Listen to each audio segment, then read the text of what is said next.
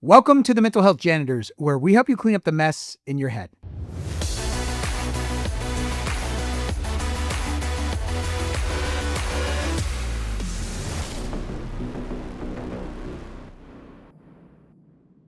I'm your host, Sergeant Q, and with me, as always, Doc Jess. Hi, welcome. Thanks for being here. All right, so we have something really special for you guys today. We have a special guest. I know we have not had a guest in a long time, and this one is really unique. This is my friend Nicole. We met actually on the blocks. We were coaches together. We actually competed in separate seasons, but then we became coaches together, which was really cool.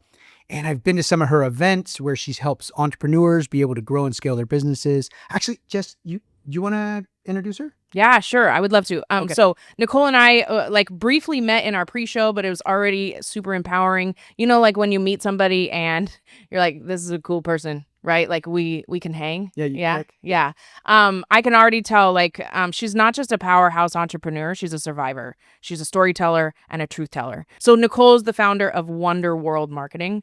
She's the host of her own podcast, a self-made millionaire, and now published author of a raw and riveting fictional novel rooted in domestic violence, emotional trauma, and healing. Her work blends business brilliance with a bold message, right? In our pre-show, she said the most incredible one-liner that just stuck is, no one gets punched in the face on the first date. So we would like to welcome Nicole to our show. Hey guys, it's so great to be here. Thank you so much for allowing space for this conversation. I know you guys don't always have guests, but thank you for making the exception because I'm really excited to get to talk to you guys and really peel back some layers of systemic problems that we can face to really improve our mental health journeys and turn them into more than mental health journeys, but more of the mental health awareness and adventures where we are becoming the next version of ourselves. Yeah, it's great. I met Nicole. We were judges. We actually sat right next to each other on the judging table. So there was always sidebar conversations going on, a lot of joking, and a lot of fun like you and I had. With you? That's surprising. So it was great. And then she invited me to come out to one of her retreats that she was doing. And I got to speak there and share my experience of delivering content from the stage to her group. It was a fantastic event. And we've just stayed friends over the years. It's been really neat because this entrepreneurial journey can feel really lonely at times. Yeah. So it's nice to have other entrepreneurs you can talk with, that you can strategize with, that you can help co-elevate the same topics like we're doing here. It's wonderful to have that kind of relationship all built out of this mutual respect of being an entrepreneur. So you, Nicole, have done some pretty incredible things, and I'd love for you to just share that with the audience, like who you are now and all the great things that you're doing in the entrepreneur space. Well, I have successfully created a multi-seven-figure business, which is, pretty impressive because I was a bartender. Sorry, I was a bartender that got fired from not one but two jobs in the same month, actually. And so I went on to go and create this marketing company that is more than just marketing. It's really focusing on coaching and empowerment and helping people who have that feeling inside of them where they're just meant for more and they want to do more than the 9 to 5 and they want to make an impact in the world. And so I've been able to help hundreds of thousands of people to build really successful businesses and helping them to elevate the way that they think and feel about themselves. This has been, just a crazy 5 year long adventure that, I never could have anticipated that this is where we would go. But, now I have a top ranked podcast. It's called Real Unicorns Don't Wear Pants. It's ranked in the top 1.5% of all podcasts. And, I get to work with some really incredible clients who are expanding what we call the Wonder Ripple, which is the impact that they're making in the world. We get to help them to market that impact and make it even bigger. And so it's just been this incredible journey of, transformation and really claiming self-sovereignty, becoming the kind of person who really, values the way I think and feel about myself and helps other people to do the same. After, kind of going through all of the craziness in my earlier days, I, have created this incredible marriage. I have a wonderful husband who is just incredibly supportive and successful in his own business. And I also have two children that are now teenagers and are doing incredible things just in watching them become a generation that really values the way they think and feel about themselves in a way that I certainly never did when I was a teenager. So it's more than just the success of the business, it's the fulfillment that I've been able to create in my own life and inspire other people to do the same. And now, of course, we have the novel. So it's, really expanding in all sorts of unpredictable and wild ways. The question I have is, what was it like when you hit that first $1 million? When you're like, I just made $1 million. What was that moment like? Take us into that moment. I know it was really epic for me when I did that the first time. And so I want to hear from you. Like, what was that moment like? Take us into that. Well, what's funny is that I made $1 million in my first year as an entrepreneur, and I didn't know. I didn't know that I hit the $1 million mark. My team actually had to stop and tell me. I was so busy just focusing on the client experience and focusing on helping more people. And we had just finished a launch, and I was just closing a next round of people, and I was really helping them. I remember the exact person, right? I was just helping her, and she was this woman who, really didn't value what she was bringing to the table. And we were on this call, we had this conversation where she was just like, I just don't feel like I'm that important. I don't feel like any of this matters. I feel like everything that I'm doing is irrelevant. And we sat down and we had this really pivotal conversation, just around the fact that ordinary people are the people making the biggest difference in the world. Like, you don't have to be up on some big stage. It's the impact that you make in your life that ripples into your family, your friends, your community. That's where real impact is made. It's not made on, it's not because you're a celebrity and you're on the cover of a magazine. It's because of who you are to your children. And she invested in the program that day. And as normal, that was normal. I didn't, I closed $10,000 clients all the time. Right. And I went on with my life. And then one of my team members messaged me and she's like, Nicole, do you know what just happened today? And I was like, no. Right. It's a Tuesday. And she's like, yeah, It's a Tuesday. I love that. we just crossed the 7-figure mark. And I was so surprised by that because I wasn't at all paying attention to the money, which, as you know, is that, income is just it's a symptom of impact. And so because I was so focused in that space, it was mind-blowing. But I'll never forget. Because I told my coach, and I was like, hey, I just hit the 7-figure mark. And he said, stop what you're doing right now. Just stop everything that you're doing and just take a breath and be here because it will never feel like this again. That moment of the first million, and he's like, your 10th million, 30 million will never feel as impactful as your first million. And soon all you'll have left is watching other people to create their first million, because nothing ever feels like this moment right here. And more than the moment, I really remember that lesson that he brought to me in expanding that moment and really helping other people to slow down at different important milestones to really embody the impact that they've made in their lives. I love that story, Nicole. And that's why I wanted to bring it up. We didn't talk about that in pre-show, but I knew that was a huge impact in your life because it was in mine. And you're right. You'll never get that feeling again. You're always kind of chasing it, but it's never as rewarding and refreshing as that first time. And then you get to live now vicariously through your clients when they make their first million. So that's a really great story. And that's a super high, one of the highest highs I'm sure that you've had in business is when you hit that mark the first time. But you didn't start there. That wasn't day one for you. Your journey actually started years before when you were a bartender and you were struggling in your personal relationships. And that's what your book is really about, is talking about how you go from that place to where you are in that moment, making that first $1 million. And so take us back now to where you were and share with us how you got to that first million. Well, I think it's important to kind of know is nobody is ever self-made. Right. Is that we are all influenced by others. We all have, the higher power kind of tapping in for us, and our willingness to listen, our willingness to be coachable. That, honestly was not my strong suit. Right. I was not very coachable. I was not willing to listen. I was incredibly defiant. And I suffered a lot. There was a lot of suffering in the years when I was behind the bar, even though I was very good at what I did. And even though I was very successful, I ran the Bartenders Guild. I was the president for 7 years. I traveled all over the world. I competed in 1 international cocktail competitions. I judged cocktail competitions. I was very quote unquote successful within that industry. But on the inside, that was a completely different story. it was, I mean, you talk about the idea that there's storms that get us here. Like, I was the storm. It was me, right? It was chaos inside of my head all the time. And in that industry, it's nothing but drinking, right? It's the drugs, the drums, the rock and roll, all of the things of it, and having the keys to the candy store at all times. Um, there was always a reason to drink. And so this became, a slow erosion of my self-worth, and, just how I was thinking and feeling every day was completely numbed out, and I was crippled by anxiety, and I was stressed and overwhelmed and working 90 hours a week, running 3 bars. I never saw my children. I mean, I never sat down and ate dinner with them. I missed every birthday. I missed every football game, right? Because I was constantly working and, kind of, I mean, in a lot of ways, I needed to. I had to provide for them and do all those things. But also, I mean, it was just, I felt like I was running away from my life every single day. And that began to take a really heavy toll where I started to, really externalize the suffering and started to create some really terrible circumstances in my life that matched how I felt in the inside of just feeling not good enough constantly.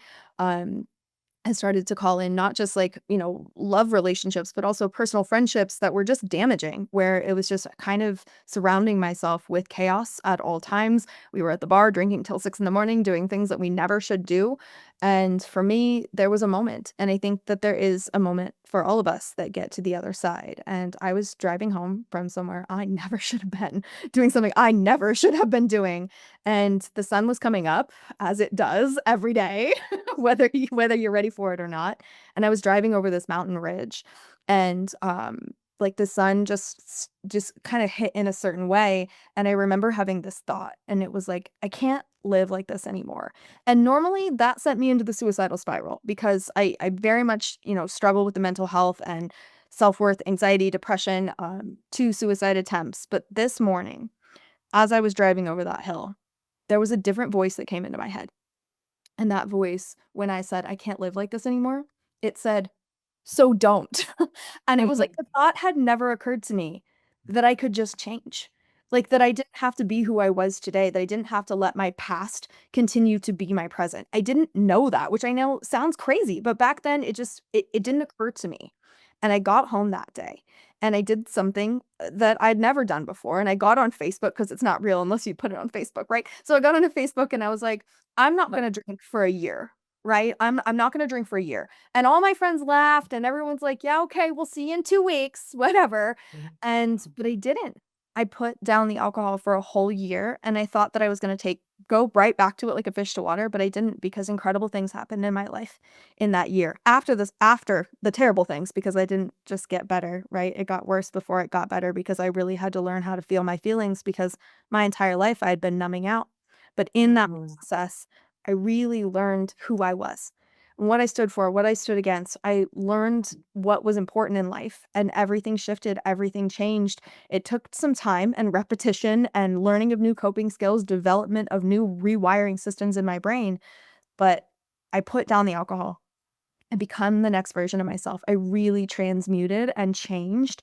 And in that process, I attracted the love of my life. And, I mean, I was about 8 months into sobriety when I met Daniel. And then a year after that, I started the business that would become a 7-figure empire that went on to help so many people. It all came from one tiny moment decision, where a thought occurred that had never occurred before, from a voice that I had never heard before in my head. Wow, that is an incredibly impactful story. And we've been friends for a long time, and that's the first time I've heard that entire version of the story. So that was really, really unique. You said a couple key things in there: that you were the storm, the chaos that you attracted and built into your life.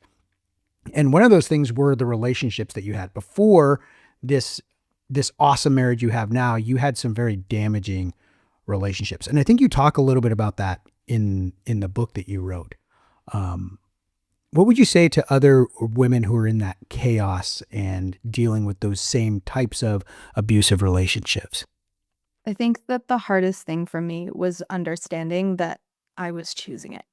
And like, that was such a like gripping feeling in my chest, like, because you don't want to think that. You want to think like, I'm a victim of this. Like, this just happened to me, right? But that's not how it worked. Like, I saw the red flags. I knew Like, I saw these things happening almost in slow motion, where it was like there were so many different opportunities to get off that train, right? But I didn't. I stayed on the train. And even though my friends and my family, my parents begged me to leave these abusive relationships, I mean, one in which that was so bad that, I mean, he had stolen my identity, racked up $30,000 worth of credit card debt that I didn't know about. I mean, I had a broken nose, I had broken ribs. We were even in traveling abroad and we were in Bangkok, and he took my passport and my phone and locked me in a hotel room. I thought I was never going to see my kids again. And, it was so bad. I mean, like, and everyone knew it was bad. It wasn't, I couldn't even keep it a secret. It was so bad. I mean, show up to work with black eyes, like, that's a thing, right? But I didn't realize that that was something that I chose. And until I did, no matter how much my friends and family tore him down, I never felt strong enough to leave. Because what people don't really understand in advocacy, when we're trying to help somebody, we're trying to help them to leave these terrible relationships, is that they attack the abuser, right? They're like, this guy, he's terrible for you. You need to leave. While not really realizing the underlying problem is that I felt like I deserved it. And so by attacking him, you were actually attacking me and like attacking my decisions. And what I really needed in those moments was someone to help build me up, not tear him down. Oh Because my gosh, that's so good, Nicole. were the problem. And in this book, it's not an autobiography, it's a fictional piece, but a lot of the scenes that you experience inside of the book were things that actually happened in my life.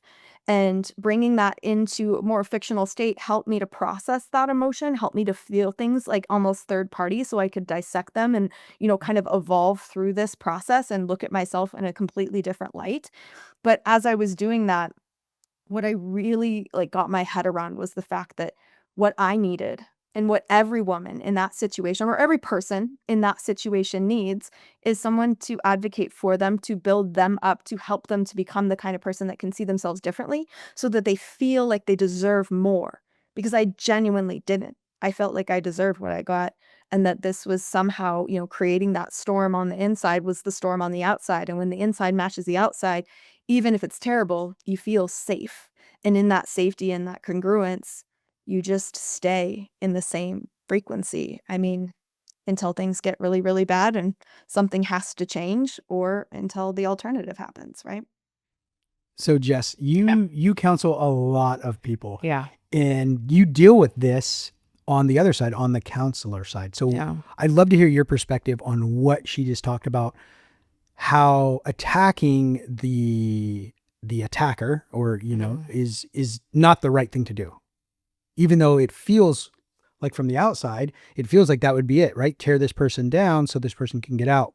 But that damages your opportunity. It's better to build that other person up. So I'd love to hear your perspective on this. Yeah, my mind, I mean, Nicole, my mind is just like, I mean, I don't even know like really where to put all the thoughts I'm having talking to you and hearing your story and your process, right? Because like you're every counselor's dream at this point, right? Because one thing that I want to point out is at the beginning, like I knew you were a survivor and a storyteller, but I also said you're a truth teller, and you speak truths that are controversial today, right? And so we'll probably get some hate mail or whatever you call it, in the fact that you walked through your journey and said, like, at the end of the day, it's easier to be like, hey, I'm a victim of this, when the reality is I'm actually choosing it, right? And it doesn't matter the reason you're choosing it, right? Like, you're choosing it because you feel worthless and you feel unworthy, and that just matches. And that it's not that it's nice, but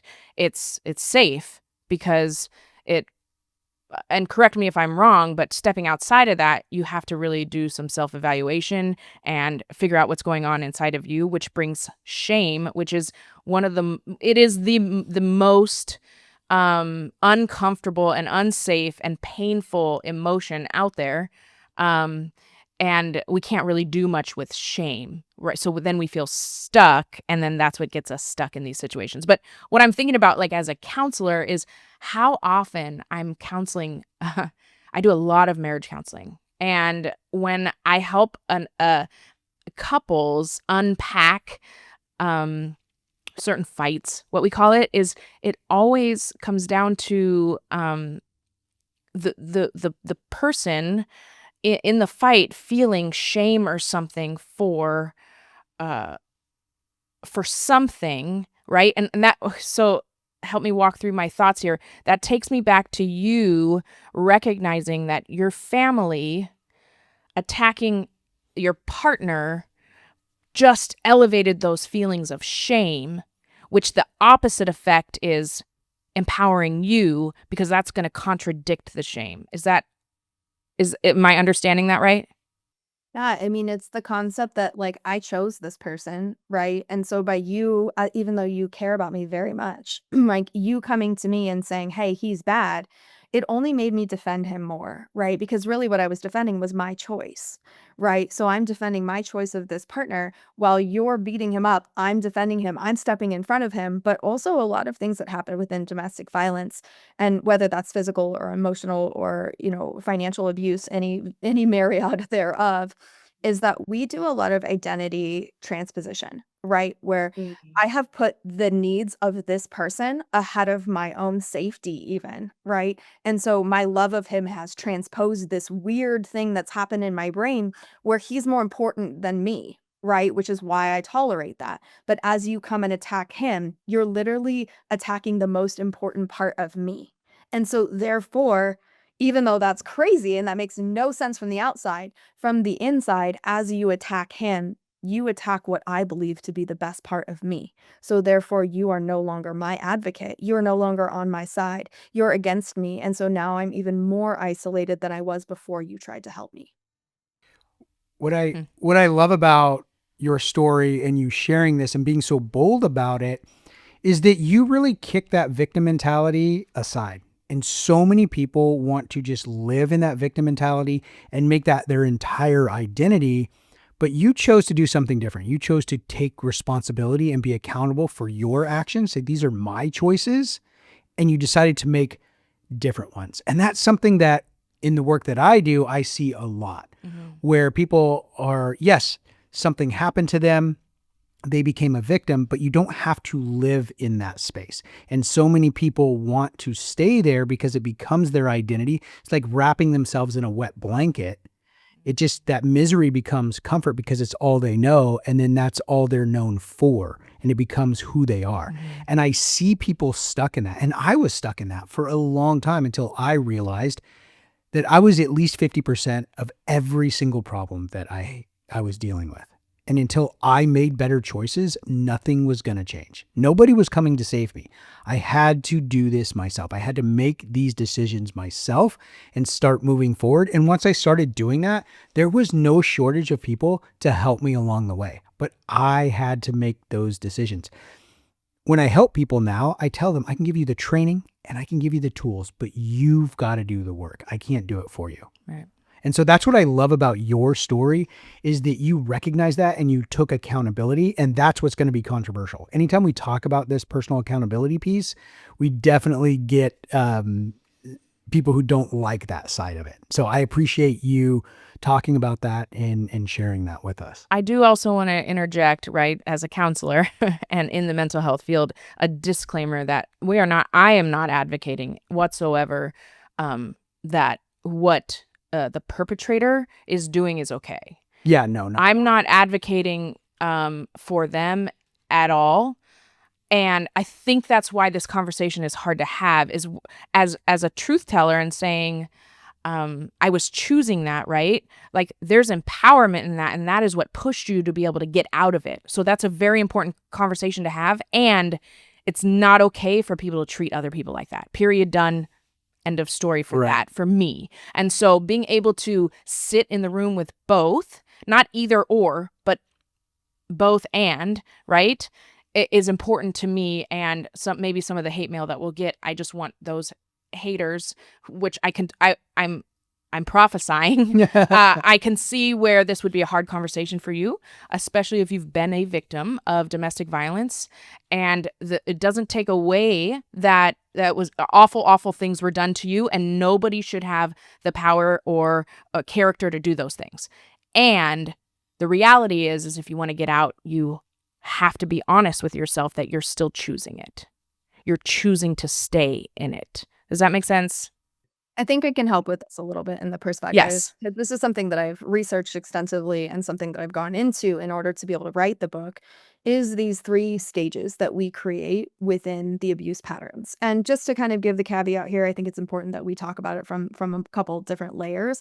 Is number 1, like I was born into an abusive relationship. My dad physically abused my mother, my dad physically and sexually abused me. My dad almost killed my little brother when he was 2 years old, which I witnessed. So I grew up in this, right? And then went on to, of course, choose it, right? Because that's what happens. And so I went on and I chose it again. And not in the first relationship, but probably by the second or third one, these red flags were starting to come out.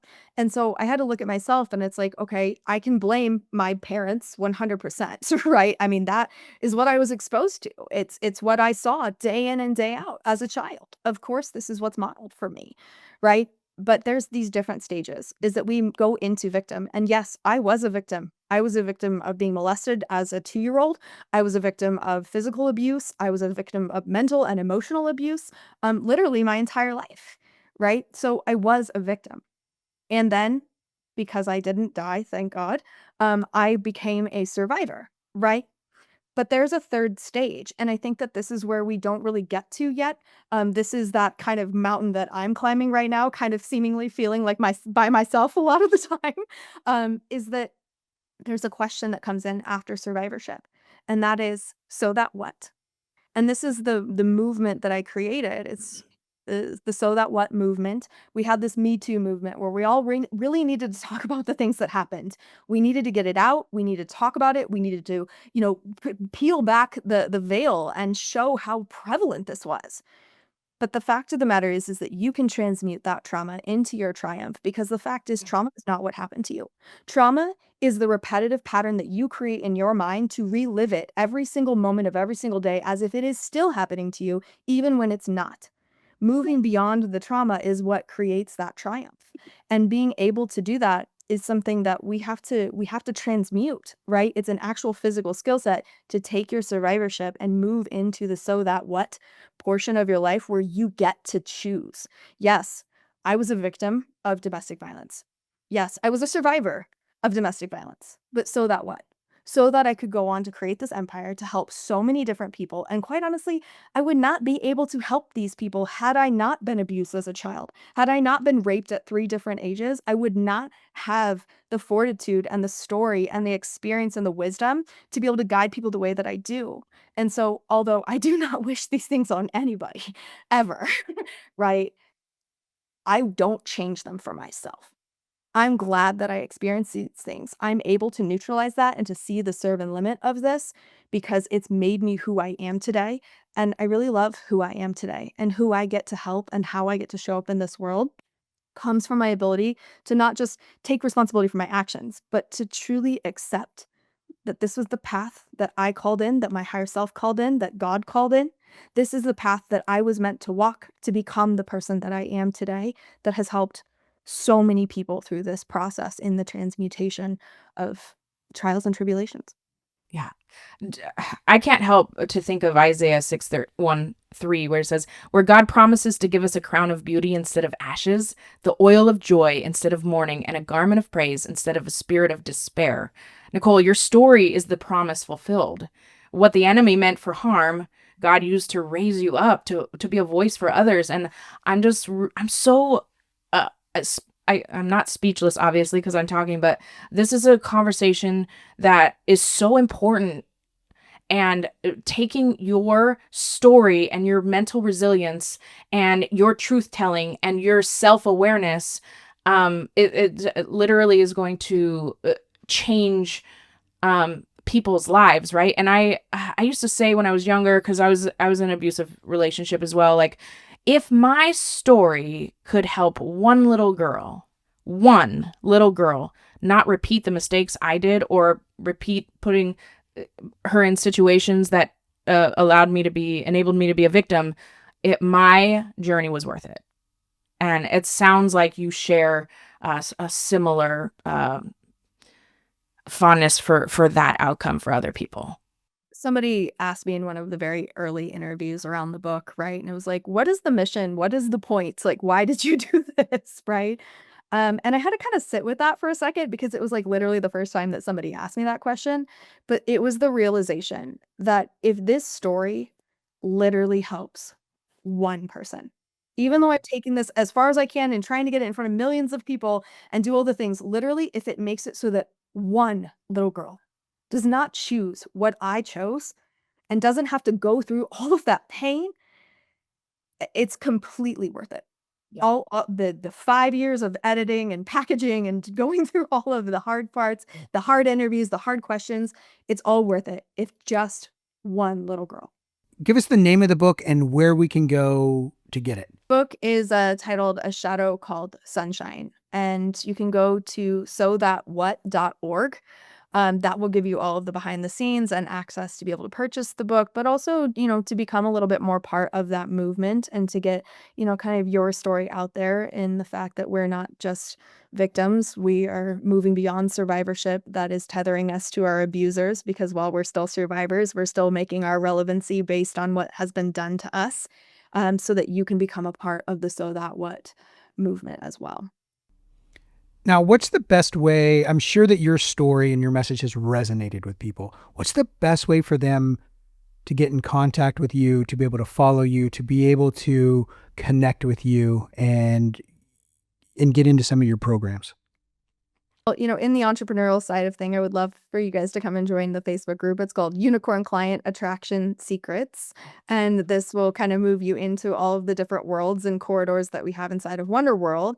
But I would also love you to come and check out the podcast. Just for the the warning here, it's not for the faint of heart. It's called Real Unicorns Don't Wear Pants. But this is where you'll hear a lot more of my stories, chronicled and kind of broken down in different kind of elements and teachable moments, and how I've taken the trials and tribulations and turned them into triumphs, both in business and in my personal relationships. That's awesome, Nicole. I love it. You really fill all three buckets of what we try to do here, where we try to educate, empower, and encourage people on their mental health journey. So before we close, Nicole, do you have any parting thoughts or any final shots that you want to put out there for the audience today? Just want to remind everybody that that feeling of self-worth, whether you have it today or you feel like you're lacking it today, is a choice, and it's something that you get to practice. It's a muscle to find one tiny bit of something inside of you each and every day where you're like, I am worth it.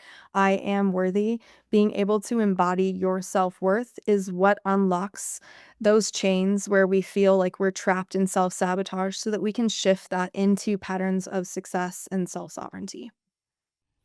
Awesome. Thanks, Nicole. Well, for the Mental Health Janitors, I'm Sergeant Q, I'm Doc Jess. and we're out.